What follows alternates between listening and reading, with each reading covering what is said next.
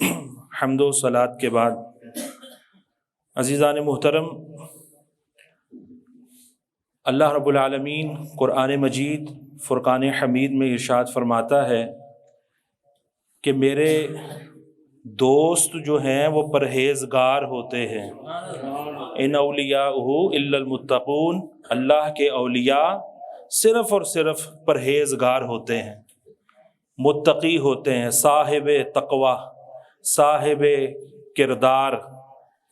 جاہل، بد مذہب، بے ایمان، بھنگی، چرسی، بے نمازی، ایسے جو بد نصیب لوگ ہیں وہ اللہ کے دوست نہیں ہوتے۔ کئی ایسے لوگ ہیں جو ایسے لوگوں کے پاس جھرمٹ بنا کر جاتے ہیں، وہ پہنچے ہوئے ہیں، اور یہ کئی دفعہ آپ سنتے ہیں کہ پہنچے وہ جہنم میں پہنچے ہوتے ہیں، وہ جنت میں نہیں پہنچے ہوتے۔ جنت میں تو مر کے پہنچنا ہے اور محشر کے بعد پہنچنا ہے۔ تو اور یہ کہہ کون رہا ہے کہ جہنم میں پہنچے ہوتے ہیں؟ اولیاء کے امام سید الطائفہ سیدنا جنید بغدادی رحمۃ اللہ علیہ، جن کی پرہیزگاری کی گواہیاں پرہیزگاروں نے دی ہیں، اولیاء نے جن کی گواہیاں دی ہیں، ان کا یہ فرمان ہے کہ ایسے لوگ وہ جہنم میں پہنچے ہوئے ہیں۔ تو آج اتنی جدت کا دور ہے اور اس کے باوجود ہمارے پڑھے لکھے بھی اور سمجھدار بھی زندگیاں گزر گئیں، بال سفید ہو گئے، جب ایسے جاہلوں کے پاس جو ننگا ہے، جو حلیہ بھی اس کا جو ہے ایسا ہے کہ دیکھنے کو جی نہ چاہے، تو اس کے پاس بیٹھے ہوتے ہیں، جناب کو پڑیاں دے رہا ہے، کو پڑیاں لے رہا ہے۔ عورتوں کا جھرمٹ ہے، سوشل میڈیا کا دور ہے، پتہ نہیں کہاں کون سے کونے کھدرے سے وہ ویڈیو بنا کے لوگ ڈالتے ہیں، اور اس کے بعد وہ سارے کے سارے اہل سنت پر تھوپ دی جاتی ہیں کہ سنی ایسے ہوتے، یہ سنی، ان کے ماتھے پہ لکھا ہوتا ہے یہ سنی، جاہل کے ماتھے پہ لکھا ہوتا ہے، ہرگز نہیں۔ تو اولیاء کی یہ تعلیمات نہیں ہیں۔ اولیاء، یاد رکھیے، آج ہم جو یہاں بیٹھ کر مسجدیں بنا کر محراب اور مصلی تھامے ہوئے سنبھالے ہوئے جو تبلیغ کر رہے ہیں، یہ اولیاء کا ہی فیضان ہے۔ براہ راست ہمارے پاس نہ انبیاء آئے ہیں، نہ رسول آئے ہیں، نہ فرشتوں کو ہم نے آتے دیکھا ہے۔ ہمارے پاس جو قرآن و سنت کا پیغام آیا ہے وہ بسینہ اولیاء آیا ہے، اور بلکہ بسینہ اولیاء پھر آگے بسینہ علماء، کیونکہ حضور صلی اللہ علیہ وسلم آخری نبی ہیں، آپ کے بعد کوئی نبی آ سکتا ہی نہیں۔ اب حضور صلی اللہ علیہ وسلم کا جو کام ہے وہ اولیاء نے اور علماء نے جو ہے وہ قیامت تک اس کو سر انجام دینا ہے، اور اسی کے فیضان سے الحمدللہ آج ہم بیٹھے اللہ اور اس کے رسول کا نام لے رہے ہیں۔ حضرت ابو ہریرہ رضی اللہ تعالیٰ عنہ کی حدیث یعنی روایت ہے کہ رسول اللہ علیہ الصلوۃ والسلام سے انہوں نے روایت کیا کہ حضور علیہ الصلوۃ والسلام ارشاد فرماتے ہیں، سنن نبی داؤد باب زیارت القبور اور 2042 نمبر یہ حدیث ہے۔ حضور علیہ الصلوۃ والسلام نے ارشاد فرمایا، لا تجعلوا بیوتکم قبورا، اپنے گھروں کو قبرستان نہ بناؤ، اپنے گھروں کو قبرستان نہ بناؤ، ولا تجعلوا قبری عیدا، اور میری قبر کو بھی عیدگاہ یعنی کہ میلہ گاہ نہ بنا دینا، میری قبر کو میلہ گاہ نہ بنا دینا۔ وصلوا علیہ، اور مجھ پر درود پڑھو، مجھ پر درود پڑھتے رہنا۔ فإن صلاتکم، بے شک تمہارا درود، تبلغنی حیث کنتم، مجھ تک پہنچتا رہے گا جہاں کہیں بھی تم ہوگے۔ تم دنیا کے جس چپے میں ہو، دریاؤں میں ہو، فضاؤں میں ہو، غاروں میں ہو، زمین کی تہوں میں ہو، یا سمندروں کی گہرائیوں میں ہو، جہاں تم مجھ پر درود پڑھو گے، جہاں سے تمہارا درود مجھ تک پہنچتا رہے گا۔ جو مردہ ہو جائے اس تک جو ہے درود پہنچ سکتا ہے معاذ اللہ۔ تو وہ لوگ جو اپنے نبی کو مردہ مانتے ہیں، کئیوں نے نبی کی اتنی محبت کی کہ خدا کا بیٹا بنا دیا ہے، اور مسلمانوں میں ایسے گمراہ لوگ ہوئے کہ اتنی معاذ اللہ تنقیص کرتے ہیں اپنے نبی کی کہ ان کو مٹی کا ڈھیر بنا دیتے ہیں معاذ اللہ۔ ان کو تو پتہ ہی کچھ نہیں ہے، ان کو کچھ نہیں پتا۔ اور نبی کیا فرما رہے ہیں صلی اللہ علیہ وسلم، اللہ رحمت للعالمین بنا کے بھیج رہا ہے، اور رحمت تو تب سے ہے، کائنات پر عالمین کے لیے رحمت ہوئی، رحمت للعالمین کی رحمت ہوئی اللہ کے اذن سے تو عالمین وجود میں آئے، ٹھیک ہے، اور عالمین کی اوپر رحمت رحمان کی ہے تو عالمین موجود ہیں، اگر یہ رحمت نہ رہے تو یہ عالمین فنا ہو جائیں۔ تو حضور صلی اللہ علیہ وسلم جب رحمت للعالمین بن کر آئے ہیں تو حضور صلی اللہ علیہ وآلہ وسلم کی رحمت ہے تو یہ عالمین ہے نا۔ رحیم کے بغیر رحمت ہوتی ہے؟ جب موصوف ہی نہیں تو صفت کہاں سے ہوگی؟ یہ دیوار ہی نہیں تو اس کی سفیدی کہاں سے آئے گی؟ ٹائل کہاں لگے گی؟ ذات ہوگی تو اوپر صفات کا ورود ہوگا یا ظہور ہوگا وہاں سے۔ تو حضور صلی اللہ علیہ وسلم رحمت بن کر تشریف لائے، تو حضور پر جہاں سے بھی درود پڑھا جائے حضور فرماتے ہیں کہ وہ درود مجھ تک پہنچتا رہے گا، اور حدیث میں یہ بھی فرمایا کہ وہ درود میں خود بھی سنتا ہوں۔ عزیزان محترم، اپنے گھروں کو قبرستان نہ بناؤ۔ کیا مطلب ہے اس کا؟ کہ جس طرح قبرستان میں ذکر الہی نہیں ہوتا، کیونکہ لوگ دفنانے بھی جاتے ہیں تو موبائل ساتھ لے کر جاتے ہیں تاکہ دنیا کے بازاروں سے، دنیا کے دفتروں سے، دنیا کے کاموں سے کوئی کام ہم سے قضا نہ ہو جائیں، ادا بالکل جو ہے وہ ہم دنیا کے کام ایسے کریں جیسے باجماعت نماز ادا کرتے ہیں، تو اس لیے ادھر دفنا بھی رہے ہوں گے تو موبائل چل رہا ہوگا کسی کا، یہاں مسجد میں آئے ہوں گے جماعت ہو رہی ہوگی تو ٹوں ٹوں ٹوں ٹوں چل رہی ہوگی۔ اللہ سے تعلق نہیں چاہیے، دنیا والوں سے تعلق چاہیے، اور وہ میوزک چلتا رہے اور ساروں کی نمازیں ہم خراب کریں۔ تو یہ معاملہ جو ہے وہ مسلمان کو نہیں اختیار کرنا چاہیے، مان جانا چاہیے۔ مسلمان بھی جو ہے وہ ڈھٹائی کی عادت اپنا لیتا ہے، تو اللہ کے گھر کے مینرز اور ایٹیکیٹس جو ہیں اس کا خاص خیال رکھنا چاہیے۔ چرچ والے تو چرچ کا خیال رکھیں، مندروں والے مندروں کا خیال رکھیں، اور مسجدوں والے وہ خیال بھول جائیں یہ کوئی زیادہ لاڈلے ہیں، نہیں، ہرگز نہیں۔ تو عزیزان محترم، یہ ہمارا گھر نہیں، یہ اللہ کا گھر ہے، اور اللہ کے گھر کا تقدس ہے کہ یہاں پر جو ہے بلا وجہ کوئی آواز بھی بلند نہیں ہونی چاہیے، یہاں تک کہ الیکٹرانک کی کوئی چیز ہو اس کا شور بھی نہیں ہونا چاہیے۔ یہ کوشش جو ہے کرنی چاہیے، فقہاء نے کتابوں میں لکھا ہے۔ تو عزیزان محترم، سرکار نے فرمایا اپنے گھروں کو قبرستان کی طرح نہ بنا لو، یعنی جس طرح قبرستان میں ذکر الہی نہیں ہوتا تو تم اپنے گھر بھی ایسے اللہ کے ذکر سے خالی رکھو۔ اب میوزک چل رہے ہیں، ٹونز وہاں بھی ہیں، کسی کو کوئی میوزک پسند ہے، کسی کو کلاسک میوزک، کسی کو پاپ، پتہ نہیں کیا کیا عجیب نام آگے، کسی کو راگ جو ہے سر پسند ہیں، کوئی اپنی لے لگا رہا ہے، وائی فائی گھروں میں لگ گئے ہیں، ہر کمرے میں کمبلوں میں گھسو اور جو مرضی کرو، جو مرضی دیکھو، جو مرضی سنو، نہ خوف خدا نہ شرم نبی، یہ بھی نہیں اور وہ بھی نہیں۔ کیا مسلمان اس لیے دنیا میں آیا ہے؟ مسلمان نے کیا دین کو پوری دنیا پہ نافذ کر لیا ہے جو اللہ نے ڈیوٹی لگائی ہے؟ نہیں، کوئی ہوش نہیں، ہمیں کھانے کی فکر ہے، پینے کی فکر ہے، ہمیں ڈگریاں لینے کی فکر ہے، مال جمع کرنے کی فکر ہے، شادیوں کی فکر ہے، بچے بنانے کی فکر ہے، پلازے جائیدادیں بنانے کی فکر ہے، اور ذکر سے خالی ہمارے گھر۔ تو پھر کیوں نہ نظر بد لگے، کیوں نہ جادو ہو، کیوں نہ آسیب ہوں، کیوں نہ لڑائیاں ہوں، کیوں نہ طلاقیں ہوں، کیوں نہ نقصان ہوں، کیوں نہ چوریاں ہوں، ڈکیتیاں ہوں، کیوں بے برکتی نہ آئے؟ اللہ کا ذکر جو نہیں ہے۔ تو سرکار فرما رہے ہیں اپنے گھروں کو قبرستان نہ بناؤ، یعنی کہ اللہ کا ذکر کرتے رہو، داخل ہو تو دعا پڑھ کے داخل ہو۔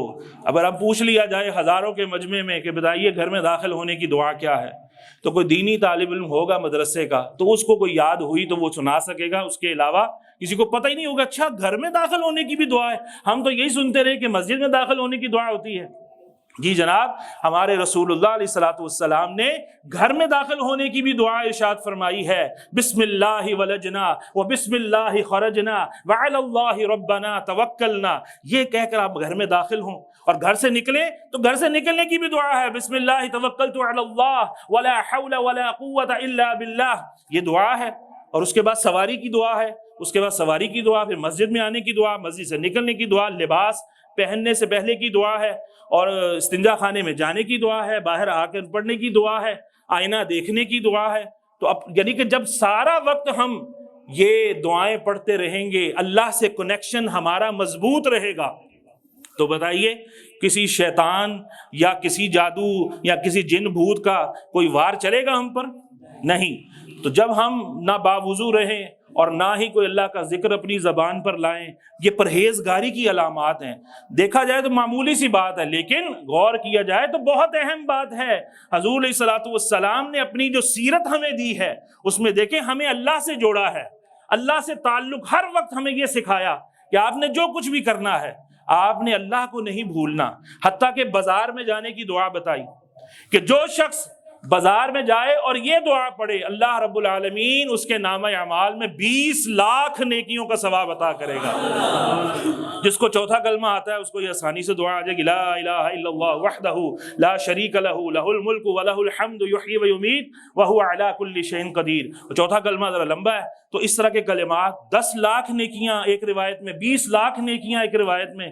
ہم 20 لاکھ لینے ہوں تو جناب کسی کو مارنا پڑے تو بندہ تیار ہو جاتا کہ یار مجھے مل جائیں، تو 20 لاکھ نیکیاں، اور ہمیں جو ہے وہ آتا ہی نہیں کہ کیا پڑھیں تو کس طرح سے یہ نیکیاں ملیں گی۔ تو عزیزان محترم، اپنے گھروں میں ذکر کی محافل ہمیں سجانی چاہیے۔ ضروری نہیں کہ محافل کے لیے مہنگا سا پروفیشنل قسم کا نعت خواں آئے گا تو محفل ہوگی، ہم خود مل کر محفل کر سکتے ہیں۔ اپنے بیٹوں کو بٹھائیں، بیٹیوں کو بٹھائیں، زوجہ کو، ماں باپ کے ساتھ بیٹھ کر ایک کمرے میں جو بھی آپ کے گھر میں سامان اویلیبل، جو کھانا آپ نے پکانا ہے روز پکتا ہے، وہی کھانے کو آگے رکھ لیں اور اس کو جناب آپ کلمات پڑھیں اور آیتیں پڑھیں، اور اس طرح سے آپ وہ محفل کر سکتے ہیں۔ اور کھانا نہ بھی ہو، آپ ضروری نہیں ہے کھانا، کوئی لوگ کھانے کو بھی لازمی سمجھ لیتے ہیں جیسے فرض کا درجہ ہے، جس کے پاس کھانا نہیں ہے وہ محفل بھی نہیں کر سکتا۔ تو نہیں، ہمیں اپنے گھروں کو قبرستان نہیں بنانا، اللہ کا ذکر اس میں کرتے رہنا ہے۔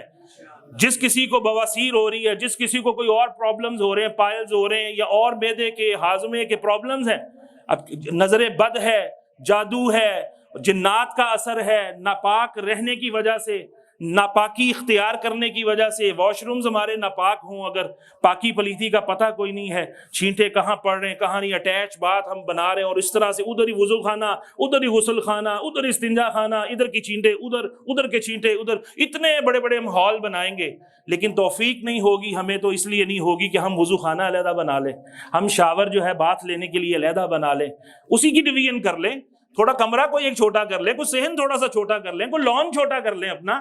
لیکن چونکہ مسلمان کا مطمع نظر ہی کچھ اور ہو گیا ہے، اسے عبادت سے غرض ہی کوئی نہیں۔ اللہ نے فرمایا میں نے تمہیں گھر بنانے کے لیے نہیں پیدا کیا، وَمَا خَلَقْتُ الْجِنَّ وَالْإِنسَ إِلَّا لِيَعْبُدُونَ، ہم نے جنوں اور انسانوں کو پتہ کس لیے پیدا کیا ہے؟ اس لیے پیدا کیا ہے لِيَعْبُدُونَ، تاکہ وہ میری عبادت کریں، میری بندگی کریں۔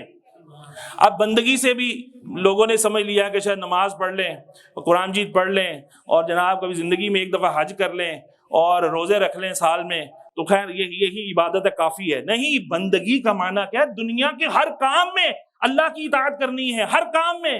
یا اللہ تیری اطاعت کیسے کریں؟ تجھے نہ ہم نے دیکھا نہ تجھے بولتے سنا، اور کیسے تیری اطاعت کرے؟ اللہ فرماتا ہے محبوب جو بھیجا ہے اپنا، جو میرا محبوب کرتا رہا ہے تم بھی وہی کچھ کرو، جیسے وہ نماز پڑھتا ہے تم بھی ویسی پڑھو، جیسے وہ چلتا ہے تم بھی چلو، جیسے وہ کھاتا تھا تم بھی کھاؤ، جیسے وہ پیتا ہے تم بھی پیو، جیسے وہ تجارت کرتا ہے تم بھی کرو، جیسے وہ اپنے گھر میں اپنے اہل و عیال کے ساتھ سلوک کرتا رہا، برتتے رہے، وہ تم بھی ایسے کرو، یہ میری اطاعت ہو جائے گی۔ تو عزیزان محترم، اللہ اکبر،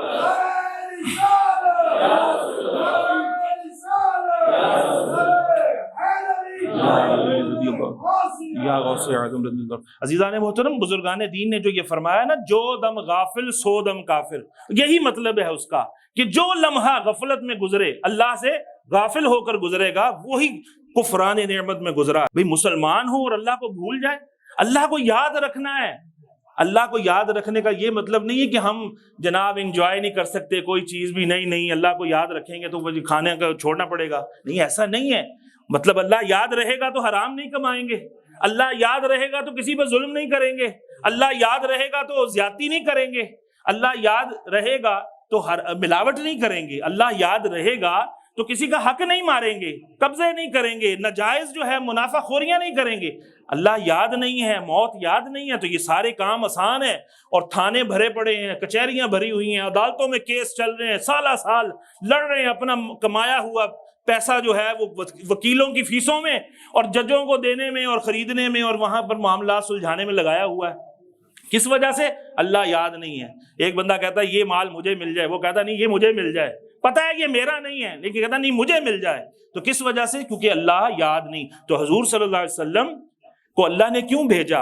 اللہ کی ذات غایت تقدس میں ہے، اتنی پاکیزہ ذات ہے، کوئی بندہ براہ راست اللہ سے فیض لے نہیں سکتا. اور ہم اتنے غایت تدنس میں ہیں، اتنی گہرائیوں میں ہے، تو اتنی پاکیزہ ذات براہ راست ہمیں دے، ہم وہ سمو ہی نہیں سکتے اپنے اندر. تو پھر ایک واسطے کی ضرورت تھی جو خالق اور مخلوق کے درمیان ہو، ایک وسیلے کی ضرورت تھی جو خالق اور مخلوق کا آپس میں تعلق کروائے، خالق سے فیض لے اور مخلوق کو فیض دے.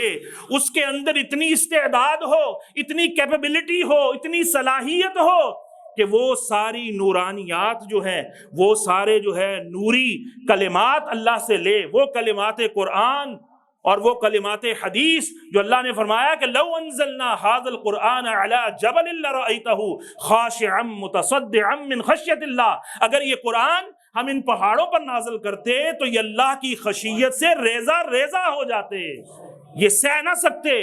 بھئی کیا ہے اس کلام کے اندر؟ رب کائنات احکم الحاکمین جل جلالہ کا وہ کلام ہے. حضرت زید کہتے ہیں رضی اللہ تعالیٰ عنہ، سرکار صلی اللہ علیہ وسلم میرے زانوں پر اپنا سر مبارک رکھ کر آپ لیٹے ہوتے اور وہی جب نازل ہونا شروع ہو جاتی، کہتے ہیں خدا کی قسم مجھے ایسے لگتا ہے میری ٹانگیں ٹوٹ جائیں گی، اتنا بوجھ ہو جاتا.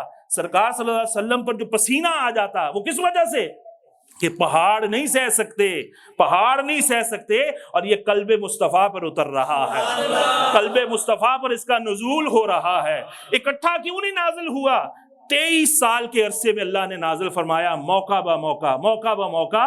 اور پھر 4 دفعہ سینہ مصطفیٰ کو شک کیا گیا، شک صدر ہوا، اور اس میں علم و حکمت بھری گئی، اس میں نور اور عرفان بھرا گیا، اس میں اللہ نے اپنی معرفت کے خزانے اس کے اندر انڈیلے، اور نبی پاک صلی اللہ علیہ وآلہ وسلم کے اندر وہ صلاحیتیں پیدا فرمائی کہ وہ کلام الہی کو لے سکے اور لے کر پھر مخلوق کو دے سکے.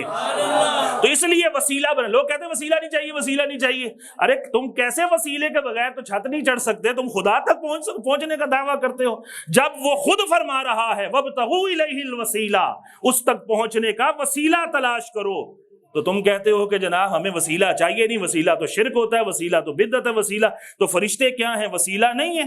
انبیاء رسول کیا ہیں؟ وسیلہ نہیں ہے. یہ ڈاکٹر، حکیم، وکیل، سارے جج یہ وسیلہ نہیں ہے. ابھی امام وسیلہ نہیں ہے جو آپ کو نماز پڑھائے گا. بولیے وہ میسن وسیلہ نہیں تھا جس نے اتنا بڑا سٹرکچر کھڑا کیا ہے. یہ سپیکر بنانے والا اور یہ سپیکر وسیلہ نہیں ہے میری آواز کو وہ آخری صف تک پہنچائے گا. ہر قدم پر تو وسیلے چل رہے ہیں. یہ کون سا وسیلہ ہے جو لڑ جاتا ہے کسی کو؟ نہ وسیلہ آدم علیہ السلام جو سارے نبیوں رسولوں کے باپ ہیں، 300 سال روئے، 300 سال کے بعد اللہ نے دل میں ڈالا کہ کیوں نہیں میرے محبوب کا وسیلہ دیتا؟ تو میرے محبوب کا وسیلہ پیش کر، دیکھ میں تجھے کیسے بخشتا ہوں. پھر اللہ نے ہی کلمات سکھائے اور کہا اے اللہ بحق مصطفیٰ، اے اللہ تیرے محبوب کے وسیلے سے تجھ سے توبہ کرتا ہوں، میری توبہ قبول فرما لے. اللہ تعالیٰ نے کہا ہے آدم تجھے کیسے پتا چلا؟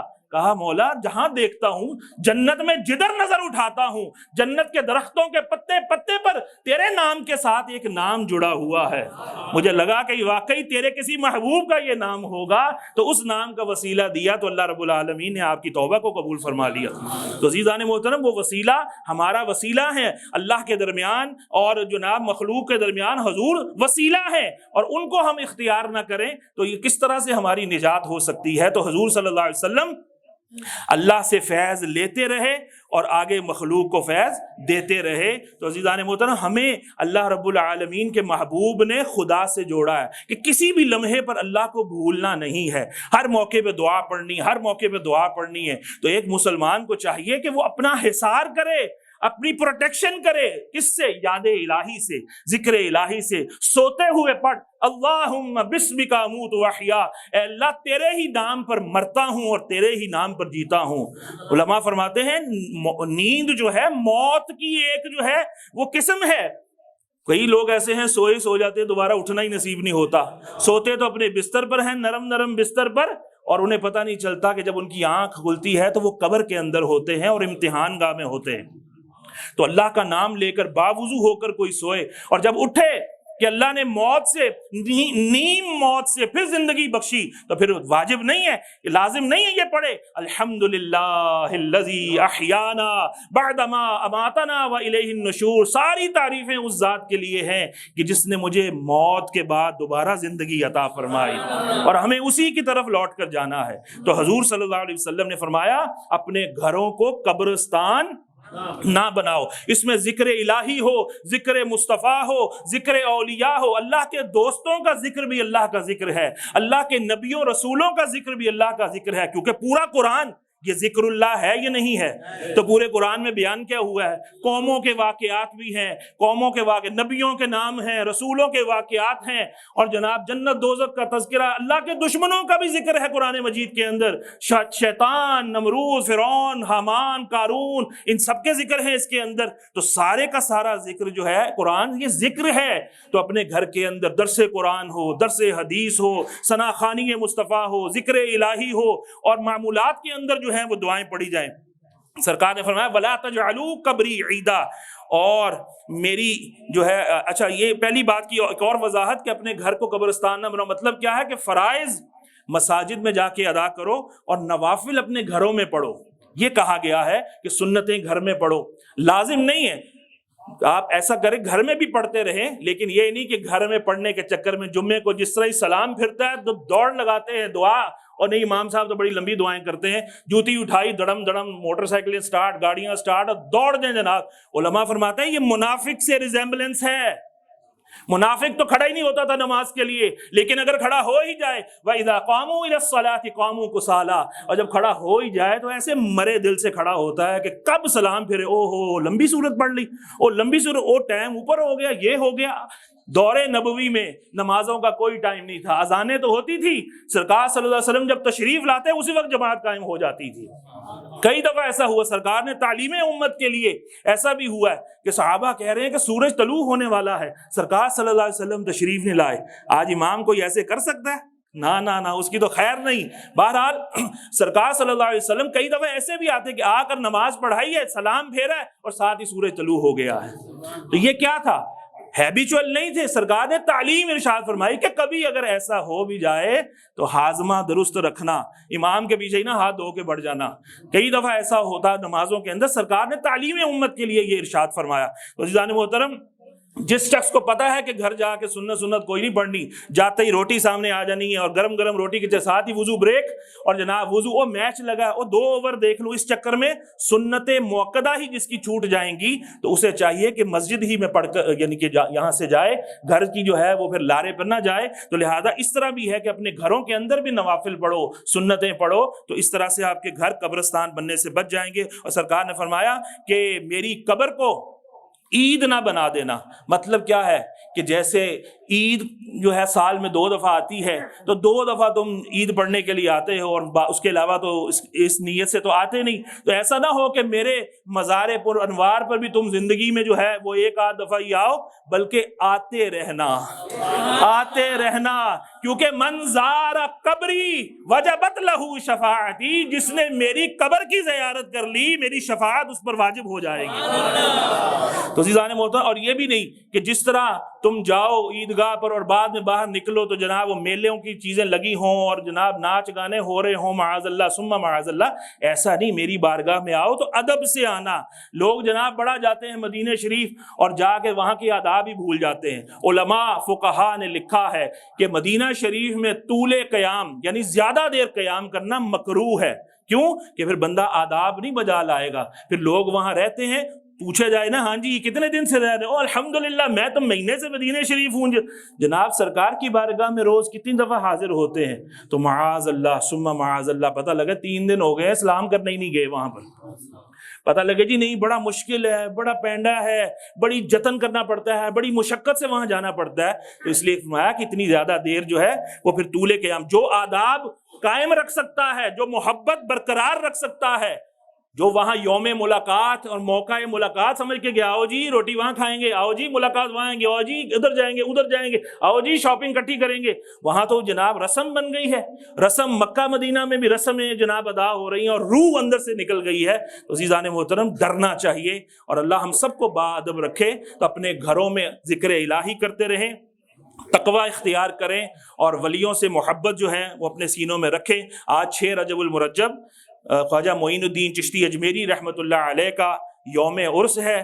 یہ اللہ کے وہ بندے ہیں کہ عام قبروں کو تو بندہ بھول جاتا ہے، ان کی صدیاں گزر گئی، ان کی قبر آج بھی روشن و منور ہے، وہاں قرآن پڑھا جا رہا ہے۔ تو یہ اللہ کے خاص بندے ہیں، ان کی تعلیمات ہی ہے کہ آج ہم اسلام پر عمل کر رہے ہیں۔ اللہ تبارک و تعالی ان کے مزارات پر کروڑوں رحمتوں کا نزول فرمائے، ہمیں محبت اولیاء عطا فرمائے اور ذکر الہی کثرت سے کرنے کی توفیق عطا فرمائے۔ وما علیہ الا البلاغ المبین۔